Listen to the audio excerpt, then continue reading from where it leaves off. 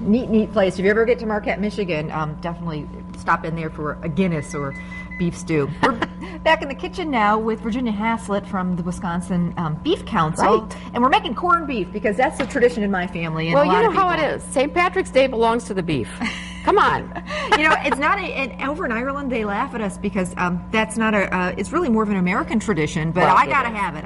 But we're full of Irish people in That's America, true. and we all love beef. I do. Once a year, got to make my corned beef and cabbage. So let's first of all talk about, people ask me, what is corned beef? Yeah, corned beef is actually the brisket. Okay. And what they have done is taken it and they've cured it. And curing takes, I think, maybe sometimes around 2 weeks, I think.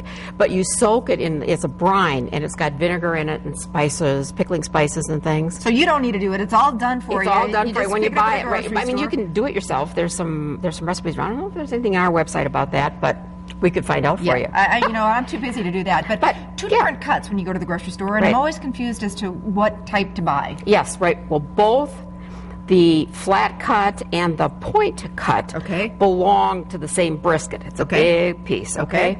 Now, the flat, which I've got in the oven right now, is leaner, okay, and it's a little bit easier to work with. And not as much easier to slice. Easier to it's slice. flat, basically. So easier, Right. like you say. Right. So A little bit more money. A little bit more money, right. And then we go to the point, which Okay. I have here. The point is thicker. Okay. It's got a little bit more fat in it. Okay. And it's usually a little cheaper, which is okay. But sometimes it's harder to work with. And I'll Okay. show you here. I've got that one in the oven, and then we've got Would you this cut one some of here. that fat off before you cooked it? Well, we could, but Okay. fat gives flavor Right. and juiciness. So this is the point cut, and Okay. traditionally it's just because it has a point. That's Sure. how you'll know, as I Sure. said, whether it's flavored. But you can see there's a bit more fat to this. There's usually a big chunk, so it's not as easy to work with. It's not as easy to cut. Got it. I do prefer the flat cut. I do too. If you can find it. I do but, too. everybody has their favorites. Either one, they're fabulous. And Right. most people boil it or they do it in the slow Yes. cooker. And if that's Yes. the way you do it and that's the way your family loves it, great. But you know what? Well, we're all my mom does it in the oven, and that's how I grew up with it. All of us need to try something new once Mm-hmm. in a while. This one gets roasted. The recipe for this, of course, is on our website, as well as I'm sure it's going to be on yours. And I'm going to use the point today. Okay. And we're going to start with our roasting pan. Okay. And I always spray it with a little stuff because Sure, it's easier sure, for cleanup. sure. Okay, what we're going to do is just put it in. Okay. Then we're going to take that package of pickling spices Don't that throw comes that in out, the package. right? No, don't throw it out. And we're going to add, Amy, over there, you can grab, there's 2 cups of water. You bet. And what we're going to do is, this becomes like a braising of the beef. Okay, And so- so you're going to pour it around the outside of it. My mom does, instead of water, and I grew up, chicken broth, which makes it really rich and wonderful. Well, So I water or also know chicken broth- people who put their Guinness. Oh, there you go. Yeah, and I'm using black peppercorns, about 2 teaspoons of those, and you sprinkle around, and then Okay. about 6 cloves of garlic. Just in the liquid or all around? In the liquid. Okay. In the liquid on the Okay. outside. Then what we do is we cover it very tightly with foil. Okay, and now, start this in the morning. This does Yes. not. It's not going to Well, be done in an hour. Here's my rule of thumb. My rule of thumb is about an hour for every pound. Got it. So this one is a little under 3. Okay. So if that's what's going to take. But now Good it goes 3 to 4 hours. Right, it goes into the oven at 350. Okay. Okay. But I got to show you how that's going to work. Okay. Can we open the oven over here? Absolutely. I've got one that we've got in.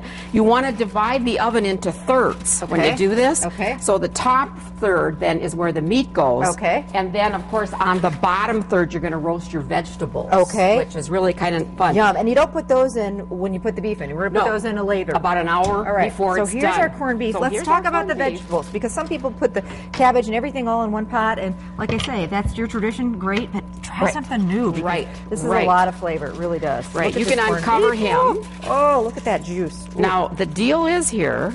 Ooh, he's a little warm. You've got another hot pad here. I do. Push him up a little bit. uh-huh. I want you to take him and perhaps put the corned beef here on the tray. Sure. Now we're going to go with that still plan. I always tell you, cover it, let it set Before you slice it. Okay. And that holds Okay. true with this as well. Okay, so we'll let's do that. talk about Now, the veggies. We're going to talk about the veggies. It goes in the meantime, you can be preparing vegetables. Okay. The thing I like about this recipe, it uses parsnips. Oh, that's fun. Now, people who aren't familiar with those, they kind of look like a white carrot. Well, they belong to the carrot family. They have a sweet texture. Okay. They have a good a sweet potato texture, but they actually taste sweet.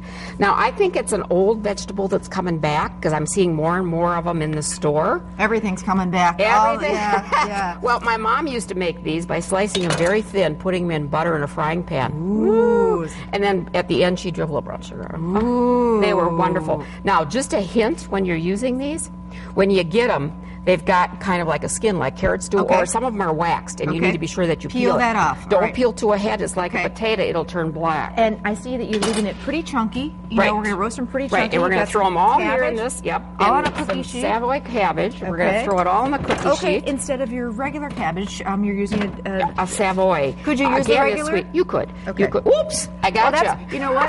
They say olive oil makes great hand lotion. Oh, yeah, this is good. I'm sorry. We're going to dribble this with olive oil. I can't believe I just did that to you. No, you know. We're going to dribble. We love you, Virginia. That's a good thing. I'm going to sprinkle it with pepper. Okay. And you could use some coarse ground if you wanted to. A little bit of salt. And then we cover this also. With foil. With foil. Okay. And then it goes in the last hour. Last hour. The last hour. And then what you want to do is take it out and let it get brown on the top, which is what I'm doing right now over here. Or take the foil off? You off? can broil or at least take the foil off and do that. So if we can pull those out, Amy. Oh, these look good. And let me tell you, well, when you boil cabbage, it's great, but if you roast it, it's just, I don't know, it's just really good. Extra special. We're going to put this to a plate. We're going to start slicing that up. Do you need there's a knife right there. I'm all set. You're all set. I'm all set. Got and then we'll put the vegetables around it. Ooh, I can hardly wait. We can do that. Again, recipes on our website. Beef Council will be happy to send it out. Absolutely. 800-728-BEEF. All right. But you know what? Today's the day. You got to watch what we're doing. Yeah, exactly. Go to our website if you want the recipe today. And Virginia's going to stick around. We're going to show you what to do with those corned beef leftovers. Oh, so it's going to be yes, really good. It's a great recipe. Coming up, Irish whiskey and a whole lot more Irish fun.